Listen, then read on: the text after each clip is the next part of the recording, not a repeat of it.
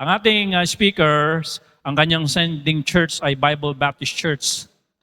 Mabuhay sa Kabuyaw under the leadership of Pastor Dominador Suhian. Ano po?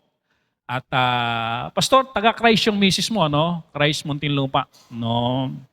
Okay. Atin pong i-welcome. Siya po ay missionary sa Guatemala, Central America. Atin pong i-welcome ang ating missionary Darius Obanya. Amen. Okay po. Amen. Magandang umaga po sa inyo at pwede na po tayo magsiupo. Maraming salamat po. I'm so blessed to be here with you this morning. Isa pong malaking pribilehyo po sa akin na kayo po ay makasama and also to minister. We praise the Lord na tayo po ay nasa bahay-sambahan. Amen. At ako po ay nagpapasalamat dahil dinala po ako ng Panginoon dito ng safe. At si Pastor po, namit ko nga lang po recently lang sa Berean, sa inyo pong Mother Church. Praise the Lord po at kami nagkadaupang palad. At andito po ako sa inyong harapan ngayon. Ako po muli si Missionary Mark Darius Obanya. My wife's name, Sister Bernice. And ang aming pong anak ay si Baby Miguel Aquila. Tulad niya po sinabi ni Pastor, ang aking wife ay galing sa Christ Baptist Church.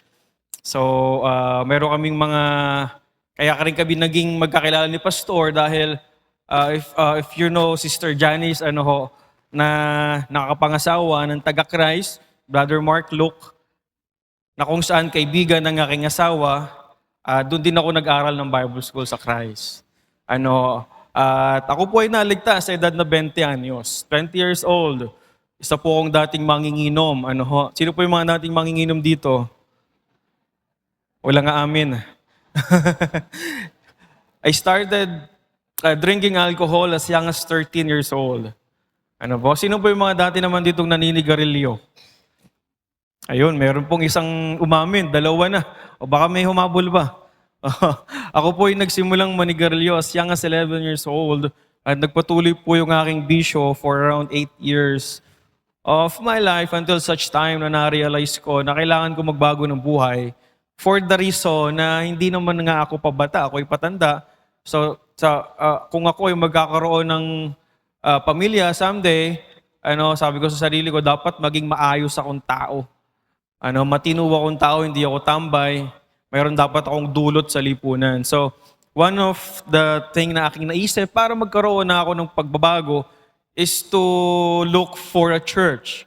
Maghanap ng isang simbahan o kahit anong church. Back then, wala po akong alam sa mga Baptist churches. I know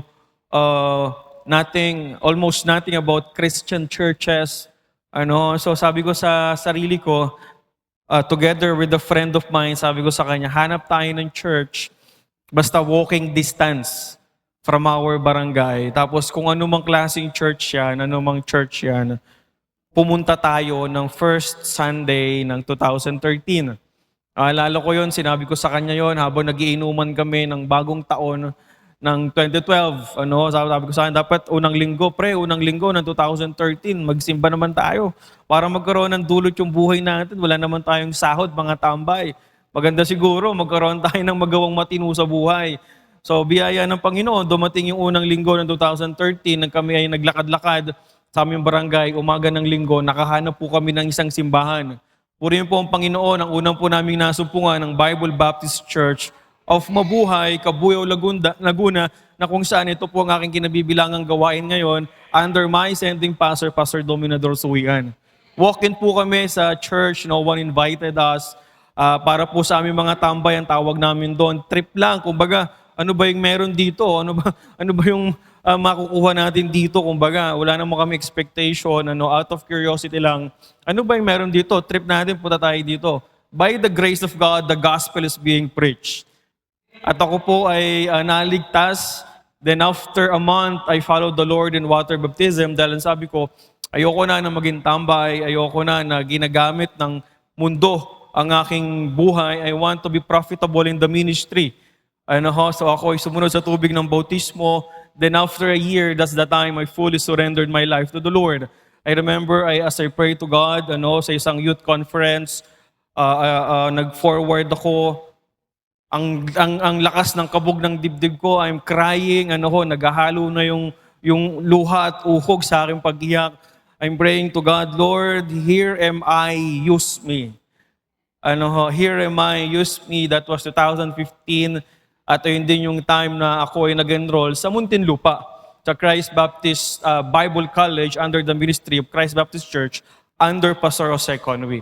At yun nga po yung pagkakataon na na-meet ko ang aking buting asawa, Sir Bernice. Siya po naman ay licensed physical therapist. Pero nung time na yon, she surrendered her profession, yung kanyang trabaho, to be a full-time church worker as well. Kaya kami nagkapanagpo sa Bible School.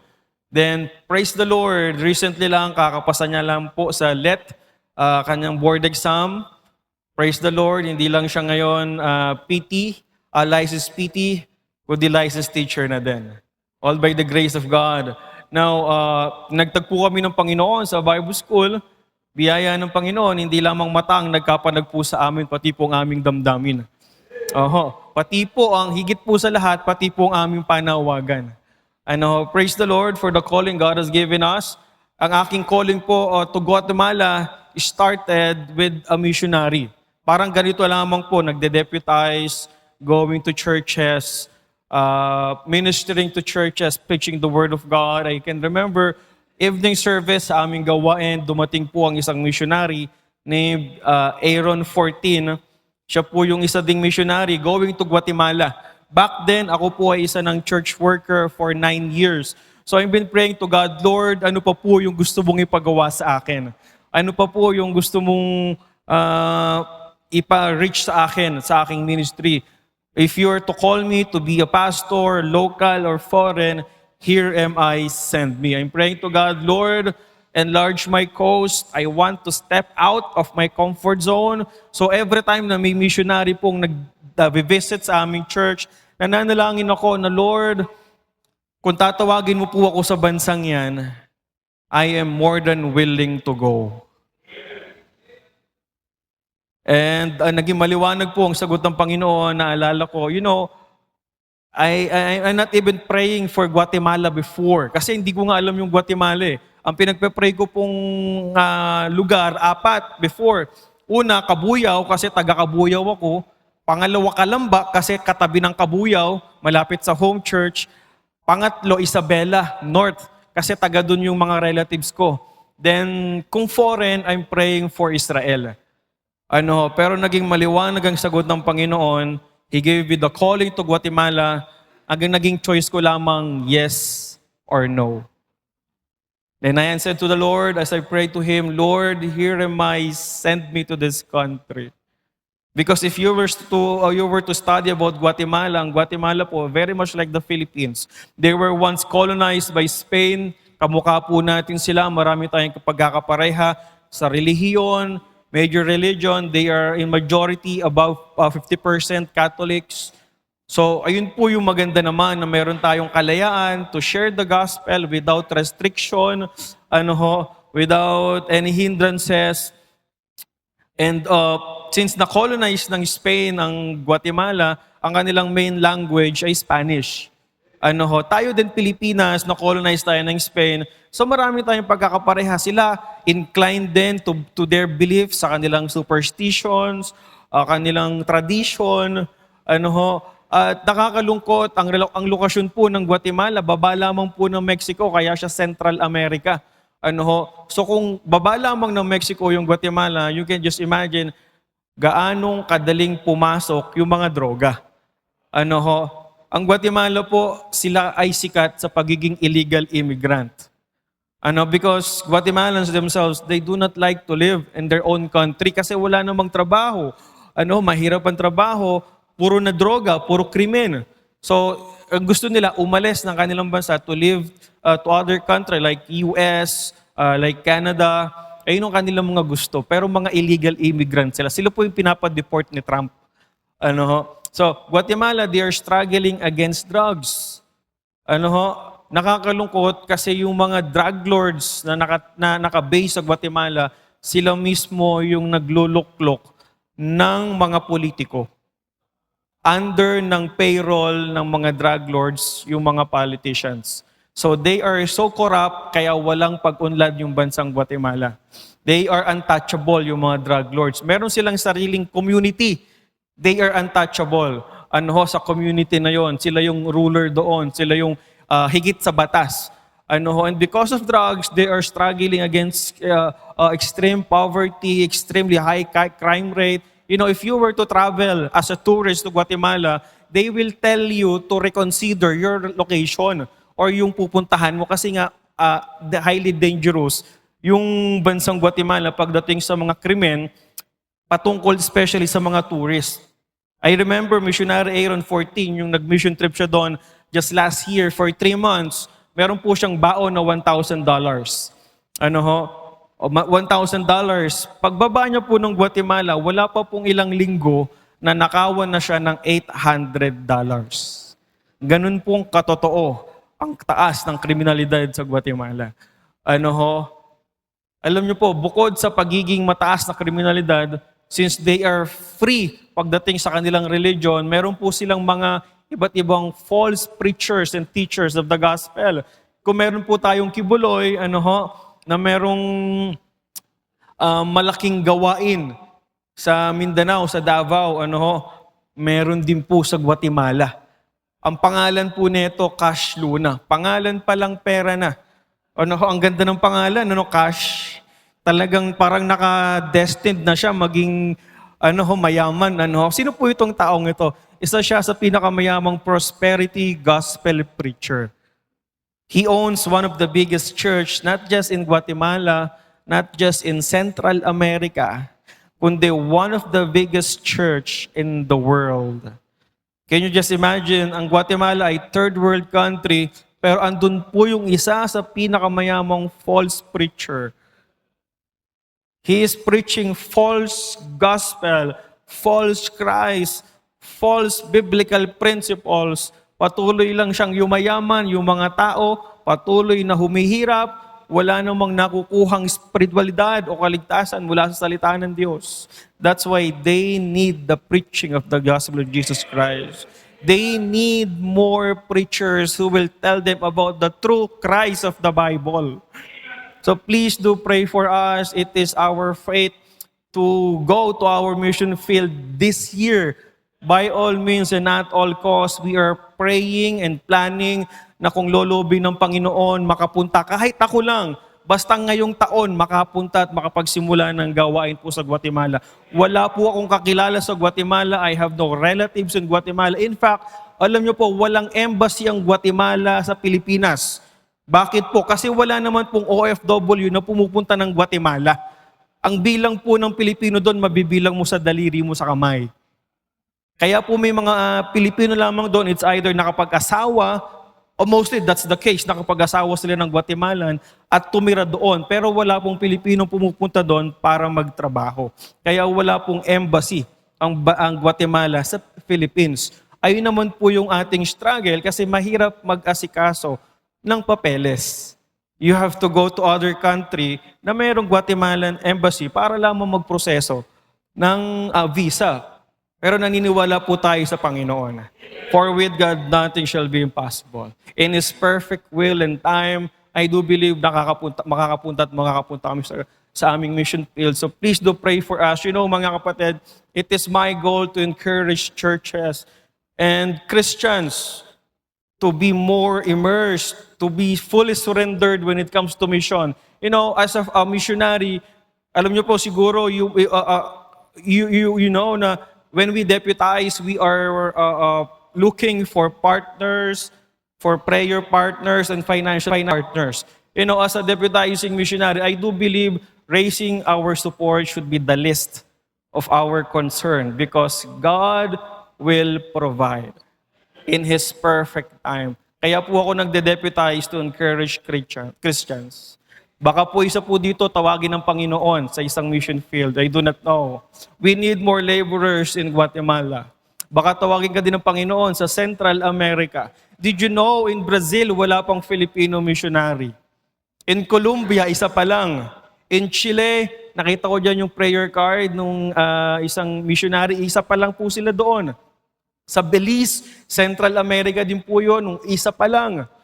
We need more laborers that will say, "Here am I, Lord, send me." Hindi ko po alam, kumilos po ang Panginoon sa inyo. Maging pangatlo kayong missionary na pupunta ng Guatemala. Purihin po ang Panginoon. Meron po kong short video presentation that will help us visualize the country of Guatemala.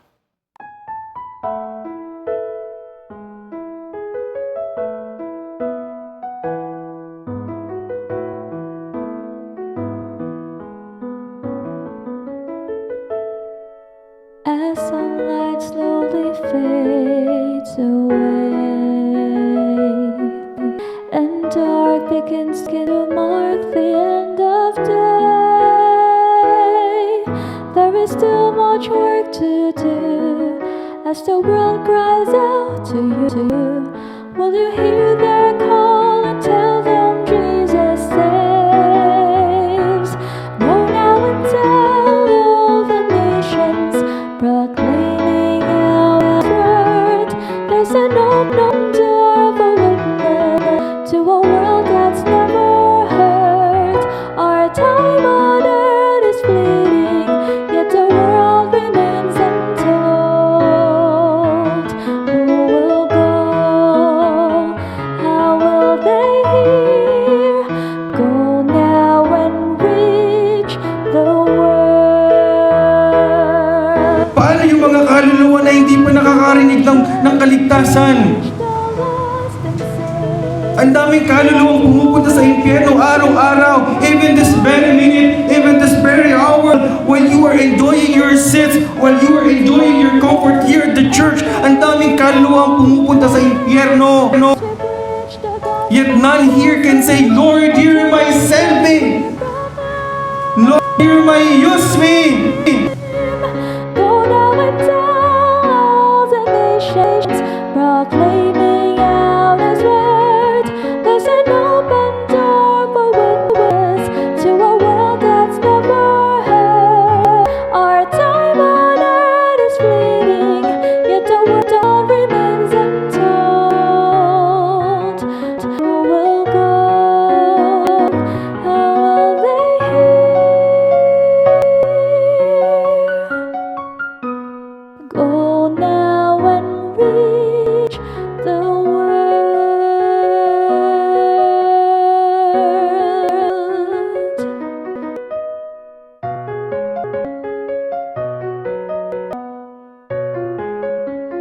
Reach the world.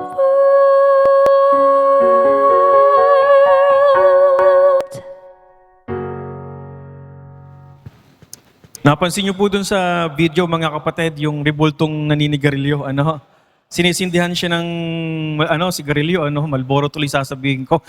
Sisindihan ng sigarilyo. Alam niyo po, ito pong santong ito, ang pangalan Saint Simon. Itong rebultong ito, ang pangalan Saint Simon. Hindi po siya kinikilala ng Vatican as a Catholic saint, pero sa mga Guatemalan, isa po siya sa santong kanilang wino-worship.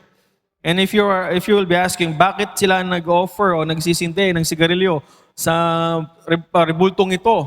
Yung itsura ng rebultong ito, nakabuka yung bibig. Doon sila nagpapasok ng sigarilyo. Ito po ay santo ng bisyo. Santo po siya ng bisyo. Saint of vices. Sa mga Katoliko, para po magkaroon sila ng saint o santo, dumandaan sa canonization na tinatawag yung isang yumao. Ito po ay pag-examine ng kanilang Catholic faith kung ito ay naging matapat at talagang namuhay sa kanilang Katolikong pananampalataya. Ito pong taong ito, si Simon, hindi po Simon Peter, Simon lang. Siya po ay namuhay ng matapat sa kanyang bisyo. Ang ganda po ng faithfulness niya, sa bisyo. So kung ang tao ay naninigarilyo, kung ikaw ay nagiinom ng alak, punong-puno ng bisyo, ayun yung santo mo. Punta kang Guatemala. Alam niyo po mga kapatid, pinapakita sa atin kung gaano po sila kabulag sa katotohanan. Ang alam po natin na mali, pag balik-baliktarin mo man ang mundo, alam po natin mali ang bisyo, pero sa mga Guatemalan, meron po silang santo para dito.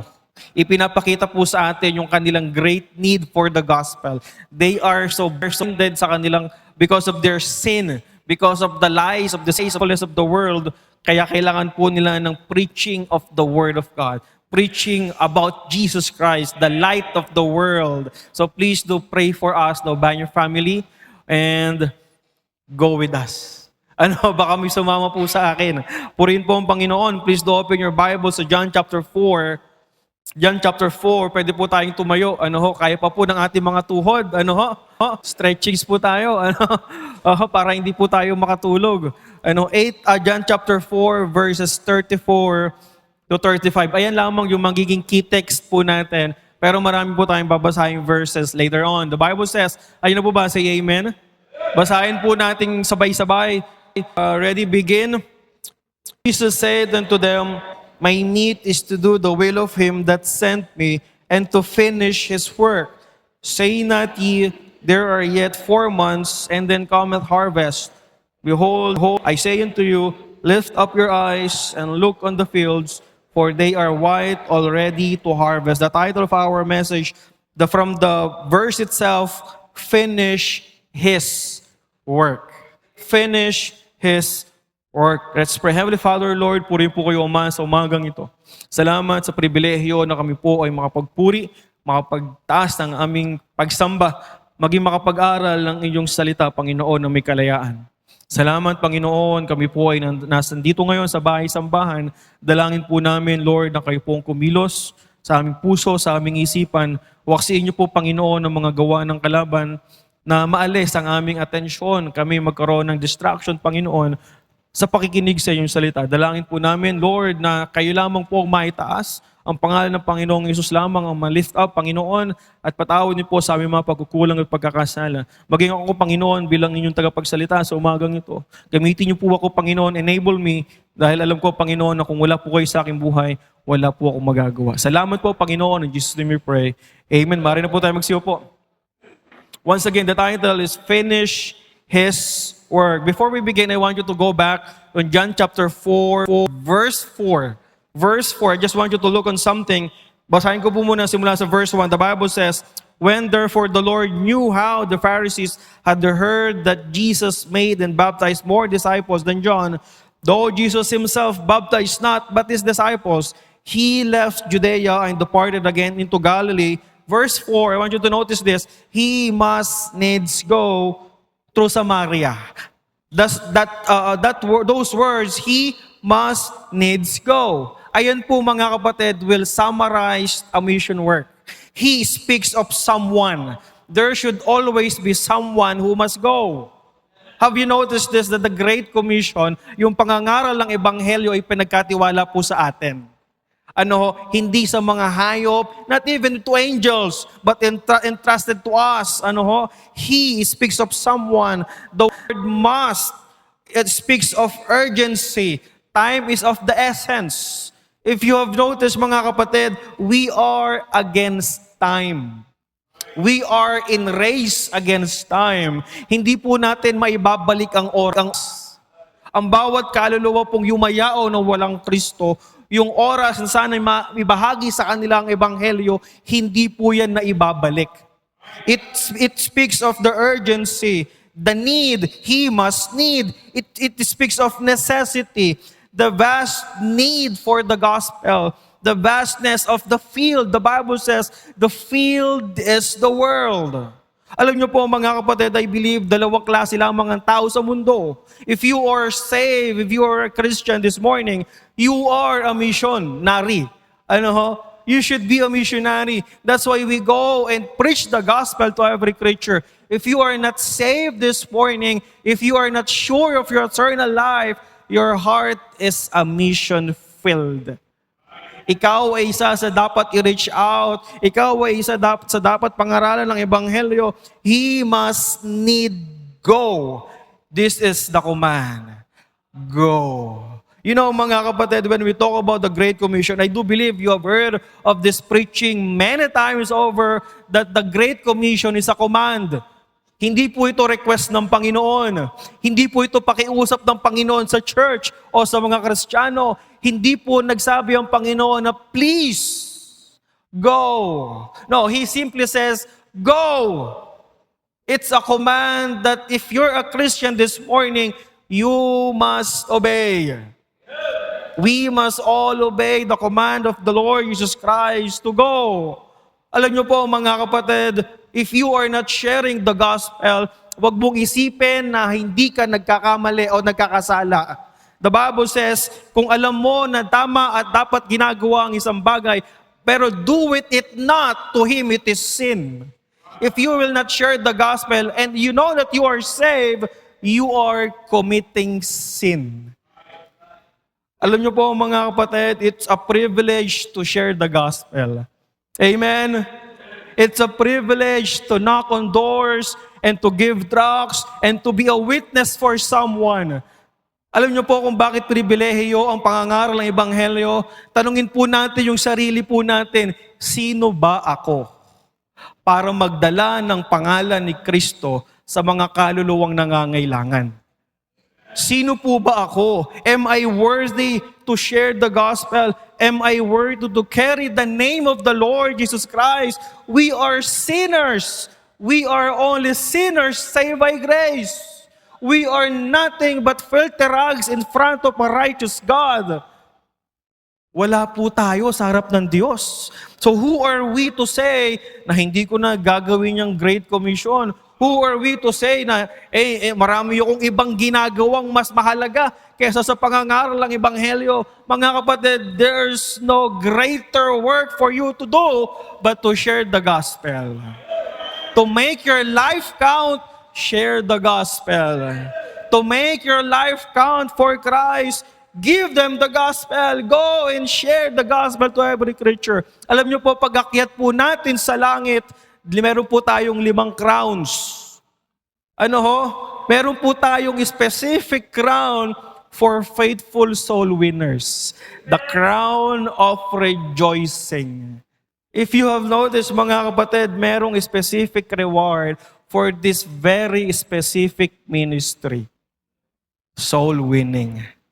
Witnessing, crown of rejoicing. It is clear that the Great Commission is from the heart of God Himself. The Great Commission is from the heart of Jesus Christ Himself. This work, mga kapatid, the Great Commission was now mandated to us. It was now mandated to us and us finish. Alam niyo po mga kapatid, if you are waiting for the coming of the Lord Jesus Christ, you might as well share the gospel now. Alam niyo po mga kapatid, ang tunay na nag-aantay sa pagbabalik ng Panginoon, nangangaral ng Ebanghelyo. Hindi po yung nag-aantay na nakaupo ka lang, yung nag-aantay na meron kang ginagawa para sa kapangalan ng Panginoon. Kaya ang sabi ng Bible, occupy till I come. Hindi niya sinabing sit still and do nothing, but do something for the work. Occupy till it's come. We need to finish, and not just to finish, but to finish well. You want to finish well. Ayaw mong matapos na basta-basta lamang. We want to finish well. We need to realize, number 1, on verse 34, the Bible says, my meat is to do the will of Him that sent me, and to finish His work. Number 1, the work. From the verse itself, the work. The work. Sabi po ng Panginoong Jesus, my meat is to do the will. Yung aking pagkain, ay gawin ang kalooban ng Panginoon. Alam niyo po mga kapatid, we Baptists, we are known to love food. Parang di kayo agree doon Parang hindi totoong hindi kayo mahilig kumain Di ba? Ang Baptist mahilig kumain. We love food. We love, kaya nga, di ba, every fellowship that we have food. Magkukwentuhan lang, kailangan may kape at biskwit yan. Di ba? Magkikita-kita lang yung mga magkakapatiran. Dapat lagi may pagkain dyan. We love food. Alam niyo po mga kapatid, if we love physical food, we might as well love spiritual food. And it is, as for Jesus Christ, His meat is to do the will of Him that sent me. Kung tayo po ay nabubuhay sa pisikal na pagkain, dapat mas nabubuhay ka para sa kalooban ng Diyos, which is our spiritual milk, spiritual meat. Alam niyo po mga kapatid, sabi po ng Panginoong Jesus, it is my meat to do the will. Wala na pong mas mahalaga sa Panginoong Jesus but to fulfill the will of God. Alam niyo po, sa ating mga Kristiyano, ito po yung maganda nating gayahin. To fulfill the will of God in our life. The Great Commission is anchored on the Savior. The Great Commission starts and will end with God. It is His work. Alam niyo po, napansin niyo po yung finish His work. Hindi po natin to work eh. Ito po ay work ng Diyos. The Great Commission is God's work. Tayo po ay partakers lamang. We are given the privilege to participate. Kaya alam niyo po mga kapatid, the question is this, paano ba natin matututunang i-value yung mga ginagawa natin? How can we learn to give value? For example, to our ministries inside the church. Alam niyo po, if you are singing for the choir, how are you going to give value for your ministry? Alam niyo po yung tinatawag na sentimental value. Diba? Sikat na sikat yan, especially sa mga, sa mga young people, sentimental value. Paano ba nagkakaroon ng sentimental value yung isang bagay? Paano? Nagkakaroon ng halaga yung isang bagay, depende kung sino nagbigay. Okay? Hindi doon kung ano yung ibinigay. Okay? Like for example, sa mababaw na example, kunyari ako, mayroon akong nagugustuhan. Like for example, my wife, nung kami nasa Bible school pa, of course, may gusto na ako sa kanya. Pero hindi ko siya masyadong pinapansin. Kunyari, suplado ako. Ngayon, naalala ko, yung wife ko, meron siyang dinalang pagkain one time. May pagkain siya. Ako, nanghingi ako para magpapansin lang ng konti. Nanghingi ako. Sabi ko, pengi naman ako niyan. Medyo nagugutom na ako eh. Yung pagkain pala, konti na lang. Ang ginawa niya sa akin, ibinigay niya na lahat. Kasama balat. Okay, tanong, bakit kasama balat? Para ako magtapon. Hindi niyo ba ginagawa yun? Nakatulong ka na, wala ka pang problema sa basura. Okay? Ngayon, binigay sa akin lahat. Itinago ko ngayon yung balat. Okay? Bakit naging mahalaga yung balat? Sa mata ng iba, ng sura na yun. Di ba? Itatapon na yun. Pero sa akin, naging mahalaga siya kasi mahalaga din yung nagbigay. Ibig sabihin, kung alam mo na galing sa Diyos yung ministry mo, papahalagahan mo yan. Kasi mahalaga ang Diyos. Kaya po natin mabibigyan ng halaga yung soul winning, yung Great Commission, yung door knocking, yung saturation effort natin. Kasi gawa po yan ng Diyos. Ayan po ay galing sa Diyos. So whatever ministry you have, pahalagahan mo yan pag alam mong galing yan sa Diyos. Alam niyo po, bilang isang worker, naranasan ko po yung iba't ibang uri ng ginagawa sa church. Natuto po ako mag-mop, maghugas ng plato, maglinis ng mga sopa, yung mga upuan, magkuskus ng kubeta, maglinis ng inidoro. Alam niyo po mga kapatid, kung tayo ay magiging maarte lamang sa gawain, ibig sabihin, ginagawa mo yan para sa tao lang.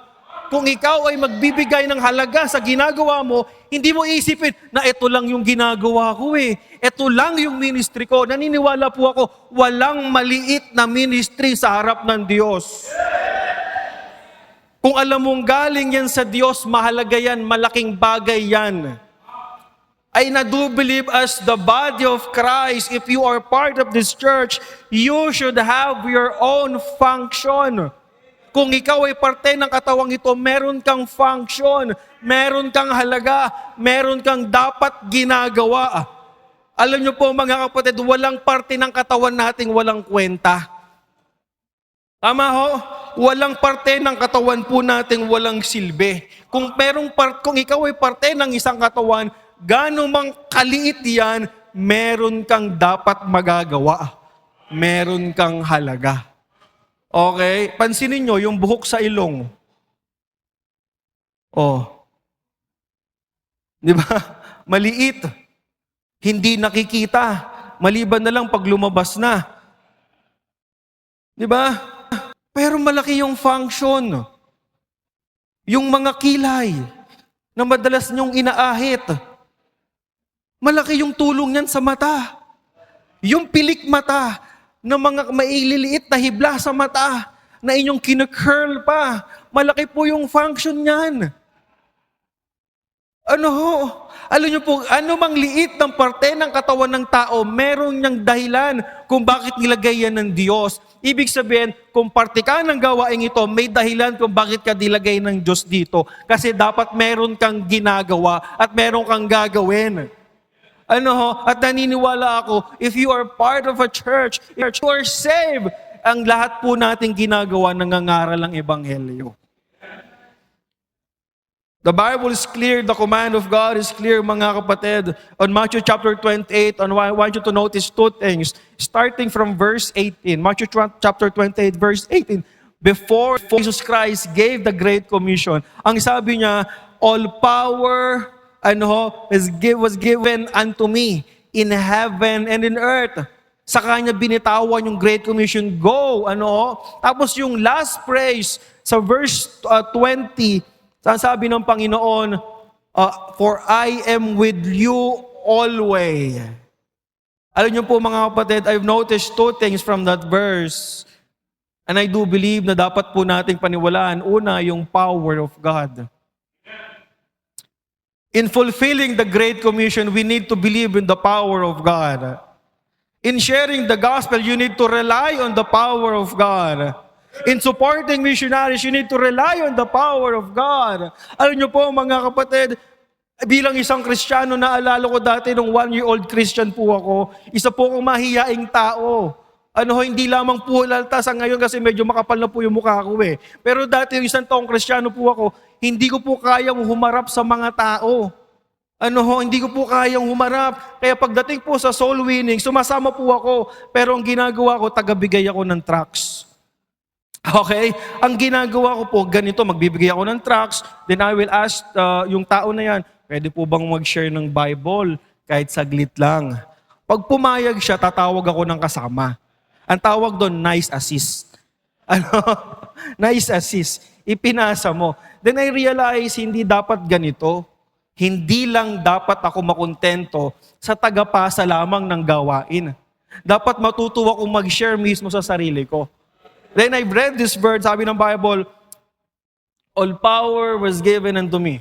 It encourages me. It means na, when I share the gospel, I must learn to rely on the power of God na ang Panginoon magbibigay sa akin ng kalakasan magsalita, magbibigay sa akin ng mga salita na aking bibitawan upang maibahagi ko yung ebanghelyo ng maliwanag at maayos. Alam niyo po mga kapatid, I remember Moses, when God says unto him, pumunta ka doon sa mga kapatid mo, pumunta ka doon sa mga Israelita at sabihin mo yung mga sinabi ko sa iyo ngayon. Ang sabi ni Moses, Lord, ako naman po ay hindi magaling magsalita. I am not an eloquent man. I am slow of speech. Ang sabi niya, ako'y utal-utal, hindi po ako magaling magsalita. Ang sabi ng Panginoon sa kanya, naalala nyo, sino gumawa ng bibig mo?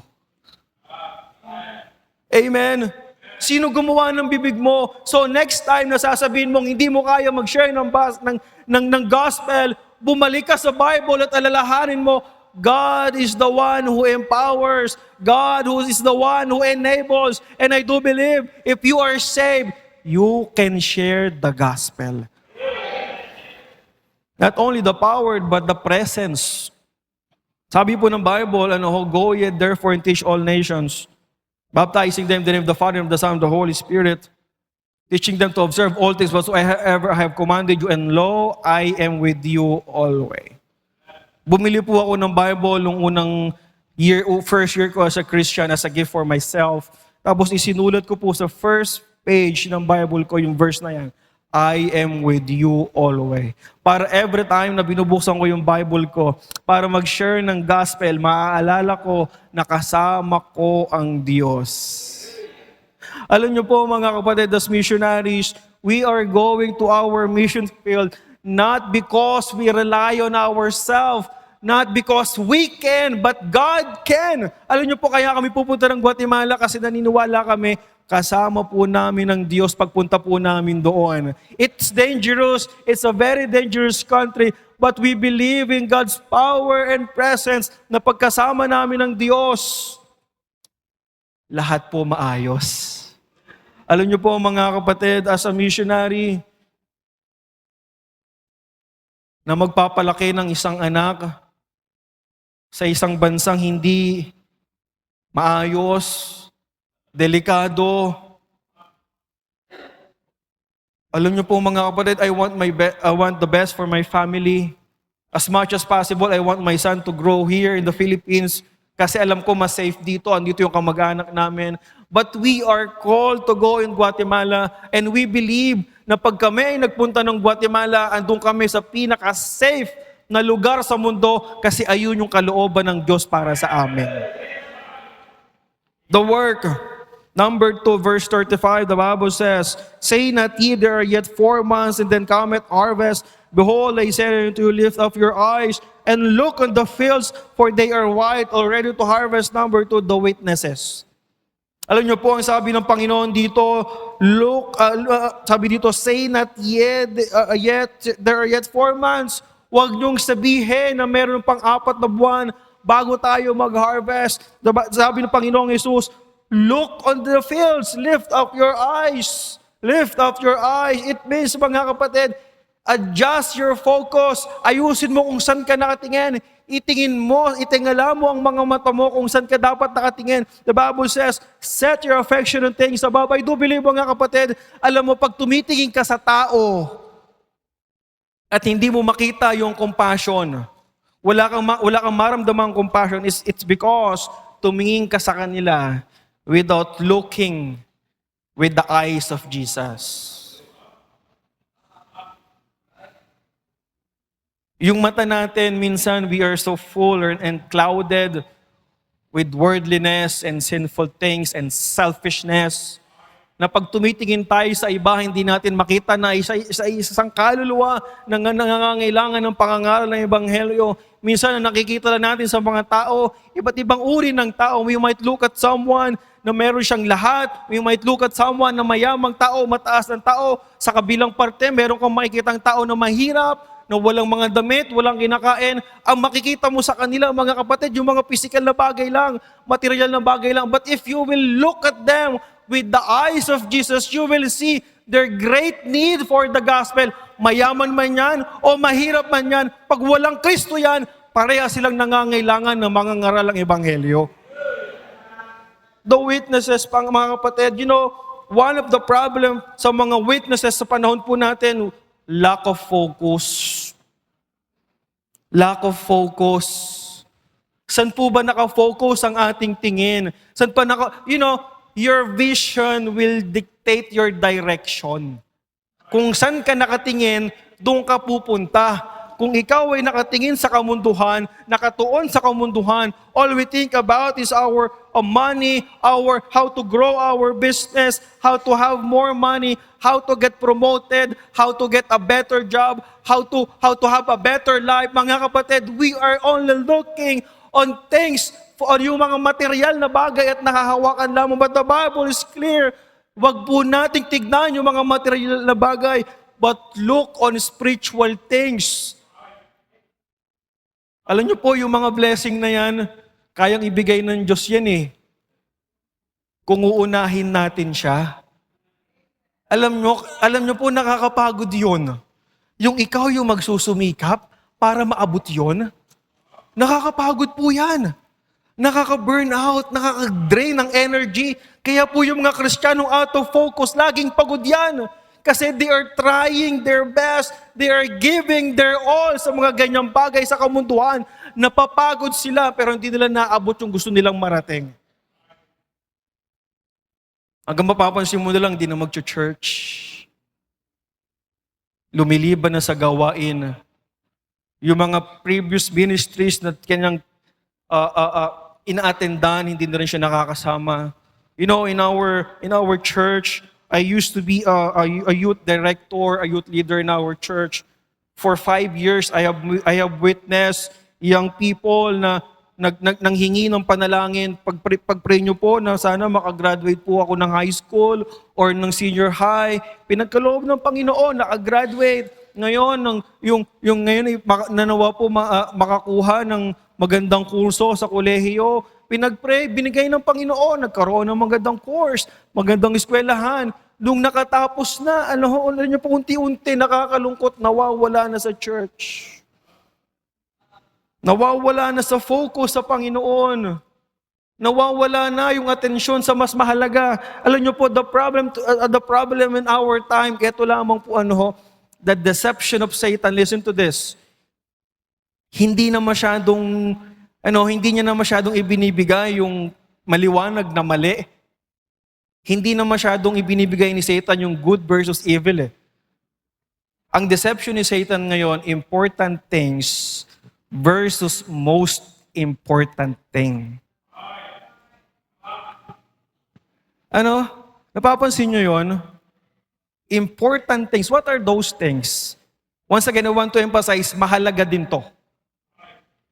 Pero hindi siya yung pinakamahalaga. Okay? Kung ginagawa mo yung mga bagay na mahalaga, pero nakakalimutan mo yung pinakamahalaga, you are being deceived by Satan himself, by the world. Alam niyo po, walang masamang maging masipag sa trabaho. Walang maging masipag upang magkaroon ng pangkain ng pamilya. Upang magkaroon magandang hanap buhay o magandang buhay ang pamilya. Wala pong masama dyan. Pero kung ayan ang mga bagay na mag-aalis sa iyo, sa ministeryo mo sa Panginoon, mag-isip-isip ka na. You are losing your focus. Not just lack of focus, lack of faith. Lack of faith. As a witness, as a child of God, alam niyo po mga kapatid, ang pinaniniwalaan natin, di ba? Pag nanampalataya ka, maliligtas ka. We believe on our saving faith. Pero minsan yung saving faith na yan, pagdating sa buhay Kristiyano, hindi na masyado nagmamanifest sa atin. How can you believe that your faith can take you to heaven if your faith cannot even take you to church? Hindi po ba? If your faith cannot even help you overcome your worldly problems, how can you trust your faith? You know, a faith that is not tested cannot be trusted. Natural po yung pagsubok at pagdadaanan mo sa buhay. Pero kung yung pagsubok na yan, ikaw ay naging mahina, ikaw ay natinag, ikaw ay nadapa at natumba, at tuluyan umalis sa paglilingkod, mga kapatid. Listen to this. You are lacking of faith. Remember, when we ask the Lord Jesus Christ, Lord, kung Panginoon, kung ikaw talaga yan, hayaan mo po akong maglakad din sa tubig. Hayaan mo din na maglakad po ako sa tubig. Ang sabi ng Panginoon, one word, come. Amen? Come. Ngayon, when Peter tried to walk on water, paghakbang niya, nakalakad nga siya. Nakalakad. Alam niyo kung bakit nakalakad si Peter? Kung saan siya nakatungtong? Sa salita ng Diyos. Yung sa tiwala niya sa sinabi ng Panginoong Hesus na come. Yung faith niya sa sinabi ng Panginoon na halika dito. Kaya siya nakalakad sa tubig. Pero anong nangyari? While he was walking, merong boisterous wind. Yung dating tuo niya sa Panginoong Hesus, he is so focused on the Lord Jesus Christ. Kaya siya nakakalakad sa tubig. Nung nakita niyo yung boisterous wind, natakot siya. Anong nangyari sa kanya? He started sinking. He started sinking. And that is something na mangyayari po sa atin if you lose or if you lack faith. You will start sinking. If you lack focus, you will start sinking. Pangatlo, you lack fear. Fear of God. Most Christians today do not even know the meaning of the fear of God. May mga Kristiyano parang walang takot sa Diyos, namumuhay na mistulang walang Diyos. As a true Christian, as a true witness, we should live daily with the fear of God. You know what is the fear of God? Utmost respect for the living God. Alam mo, kung takot ka sa demonyo, mas matakot ka sa Diyos. Kung takot ka sa multo, mas matakot ka sa Diyos. Kung takot ka sa white lady, mas matakot ka sa Diyos. God can destroy you. Sabi nga ng Bible, it's a fearful thing to fall in the hands of the living what? Living God. We should learn the fear of God as witnesses. We should have our focus on Jesus Christ. We should have our faith on Jesus Christ. And we should have fear on Jesus Christ. Number 3, kanina the work, the witness. Number 3, ito na po yung last. Amen? Yan. Ayos na po yung upo. Last na po to. Sabi po sa verse 36, the Bible says, and he that reapeth receiveth wages. There will always be a wage. Ang sabing wage, sahod, salary. As a reaper, as someone who harvests, tayo po bilang mga may ginagawa para sa Panginoon, there will always be harvest. There will always be wages. And let me tell you this, mga kapatid, there is no better wage for you to receive. Not material things, not money, not financial things, not those material blessings. You know, the greatest wage you can receive is to witness a soul getting saved. And to witness someone being changed. Amen? Parang di ka naniniwala doon Sino na bang nakaranas dito yung sineran mo ng gospel, nanampalataya sa Panginoon, naligtas, umattend sa church, nagpatuloy, then after a few discipleship lesson, nagpabaptize, naging part of the ministries inside the church.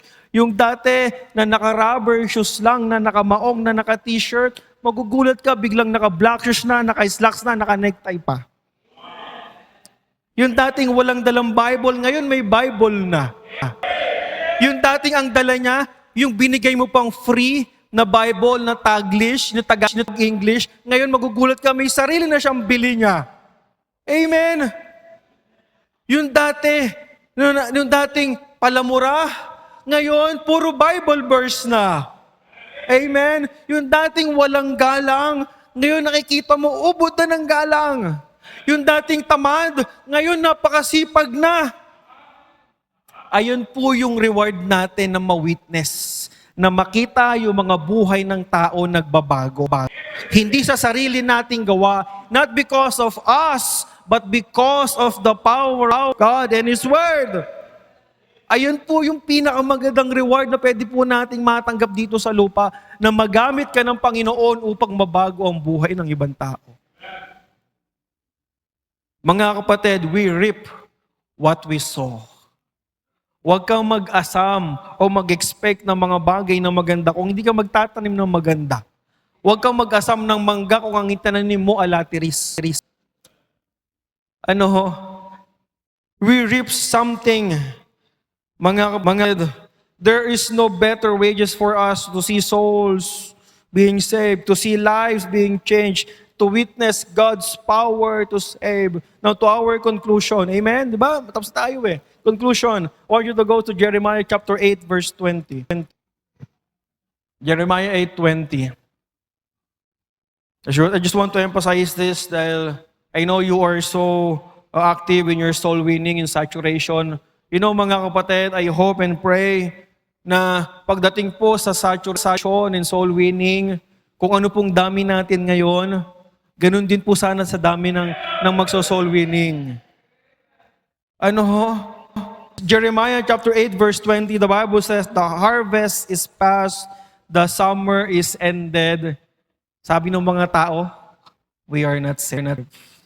Folks, let me remind you, the Great Commission will soon come to pass.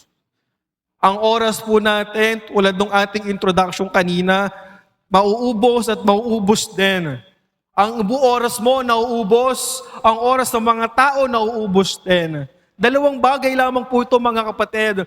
Kung ikaw ay mamamatay nang hindi nakapag-share ng gospel sa kanila, or it's either sila mamamatay nang hindi mo na-share ng gospel. Alam niyo po mga kapatid, if you will read verse 28, if you will read verse 28 and verse 30 from our text, on John chapter 4, verse 28, I want you to notice lang po ito. Sabi po ng Bible, the woman then left her water pot and went her way to the city and said unto the men, come, see a man which told me all things that ever I did. Is not this the Christ? Then they went out of the city and came unto him. Ano po yung context ng binasa natin sa John chapter 4? Yung Samaritan woman. Na pumunta lamang sa well para magigib. And by the grace of God, nakita niya ang Panginoong Hesus. And I do believe it's not an accident na ang Panginoong Hesus nandun din. Can you just see here mga kapatid, from verse 28 to verse 30, yung Samaritan woman, nakaka-converse ang Panginoong Hesus. At pagkatapos nilang mag-usap, parang sabi ng verse 28, binuwan ng babaeng ito yung kanyang water pot. At anong ginawa niya? Kinuwento niya kaagad doon sa kanyang mga bayan, sa kanyang mga kakilala, sa mga ihan. Punta po tayo sa verse 39. This is the result nung ginawa ng babae. Verse 39, the Bible says, and many the Samaritans of that city believed. Amen. Can you just imagine, just because of this one Samaritan woman, marami ang naligtas. Simply because he told them about Jesus Christ. Pababa po yan, 30 and 39. Many believe on him for the sake of the woman, which testified to me he told me all that I ever did. Imagine, what can God do through you if you will just let him use your life in sharing the gospel. God created everything in 6 days. Imagine what can he do through you for all the years of your life. Huling tanong mga kapatid, sino po dito yung may mga kamag-anak na hindi pa save? Lahat tayo, almost all of us. Ako po mga kapatid, ang aking mga kamag-anakan, I'm from of course, dating ang tambay, hindi po ba? Ang family ko hindi naman save. Actually, ako yung unang baptist sa amin. Ang aking parent, ang broken family, they are unbelievers. But praise the Lord, nakapag-share tayo ng gospel sa kanila. Once again, sino po dito may mga kamag-anak na hindi pa save? Marami. Pangalawang tanong, sino po dito yung may mga kamag-anak na namatay na alam mong hindi saved? Diba? Marami. Alright?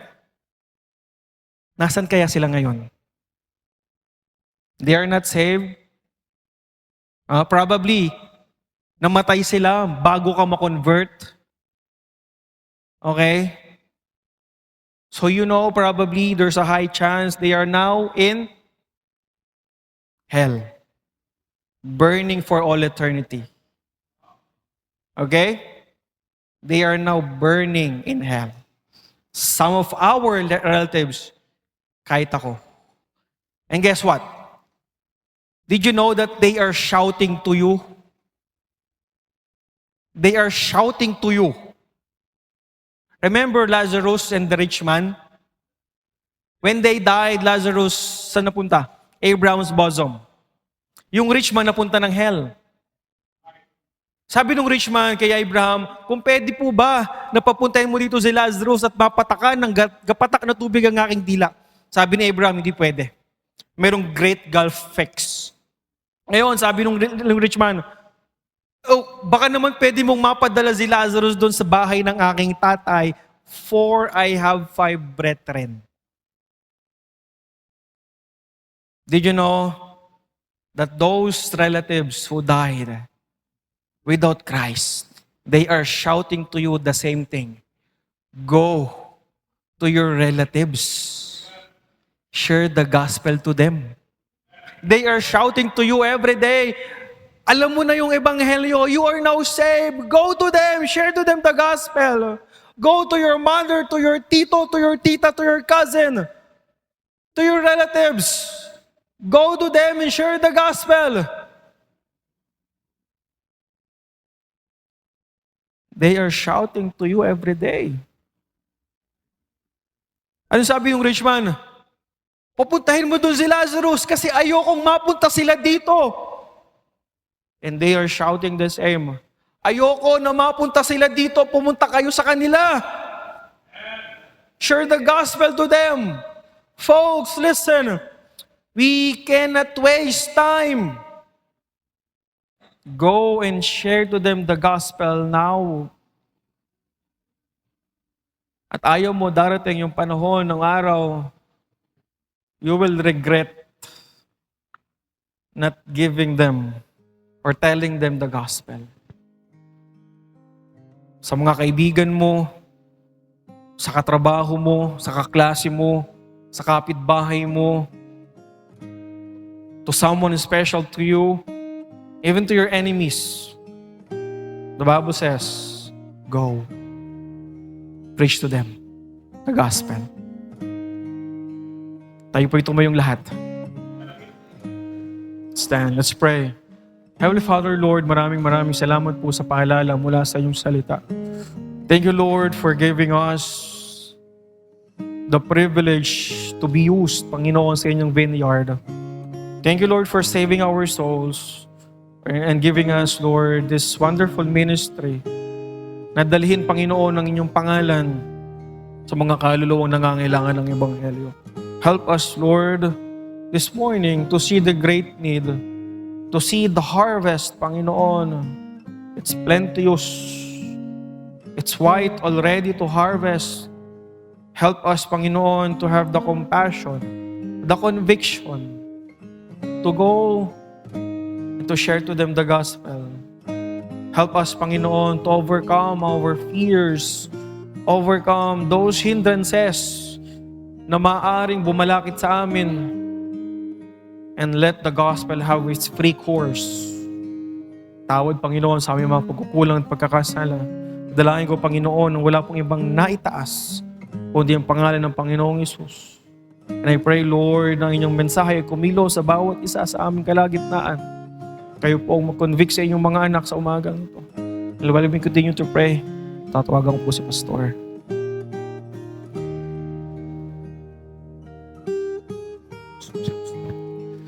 Salamat po, Pastor, sa mga bisitang narito at kasama namin kayo na imbitihan dito dahil napakahalaga na matiyak kung saan pupunta ang kaluluwa. Kung hindi mo pa batid kung saan pupunta ang iyong kaluluwa, huwag maging alatsamba lang, huwag yung haka-haka lang, mainam na sigurado. Kasi ang kamatayan sigurado, hindi natin alam kung kailan dadating yan. Kaya bago mangyari ang kamatayan, siguraduhin mo kung saan pupunta ang kaluluwa mo. At para masigurado, yung siguradong tagapagligtas ang kailangan mo. Ang siguradong tagapagligtas, hindi ang relihiyon eh. Hindi yung gagawin mong mabuti kasi sabi ng Bible, hindi ka maliligtas sa mabuting gawa kasi ipagyayabang lang yan. Nature ng tao ipagyabang kapag nakagawa ng mabuti. Hindi siguradong kaligtasan ng iaalok sa'yo nung gagawin mong mabuti dahil kukulangin yan at hindi sigurado. Ang siguradong tagapagligtas ng kaluluwa mo, yung nagbayad ng kasalanan mo na maghahantong sa iyo sa impyerno, ito'y walang iba kung hindi si Kristo. Kung nais mong siguraduhin ang iyong kaligtasan ng iyong kaluluwa, sabi ng Bible, kung iyong sasambitin ng iyong bibig at sasampalatayanan ng iyong puso si Kristo na binuhay ng Diyos mula sa mga patay, ikaw ay maliligtas. Kailangan mo si Kristo. Kailangan mong sambitin sa iyong bibig na siya ang tagapagligtas at wala nang iba. Kailangan mo siyang sampalatayanan sa iyong puso, tanggapin sa iyong puso si Kristo na iyong tagapagligtas para masigurado mo ang iyong kaligtasan ng iyong kaluluwa. Sa mga mananampalataya ng Berean, Nais ko uling basahin ang talata kanina. Jeremiah 8:20. The harvest is past. Tapos na yung pag-ani, sabi dito. The summer is ended.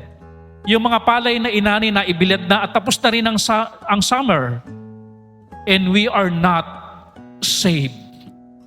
Dami ng panahon, yung tag-ani at tag-araw, lumarapas na. Pero sabi nila, hindi pa rin kami ligtas. Wala pa rin taga-Berea na nag-reach out sa amin. Wala pa rin Kristiyano nag-invite sa amin. Wala pa rin Kristiyano na bigay ng tract sa amin. Hindi pa rin kami nakakatok ang aming mga pinto ng mga Kristiyano dyan sa Berean. Come forward kung gusto mong mag-participate sa soul winning day natin sa Sunday. Kumusta ang ating paningin? Material na bagay na lang ba ang malino na nakikita ng ating mata? At hindi na natin nakikita ang utos ng Diyos na mahalaga.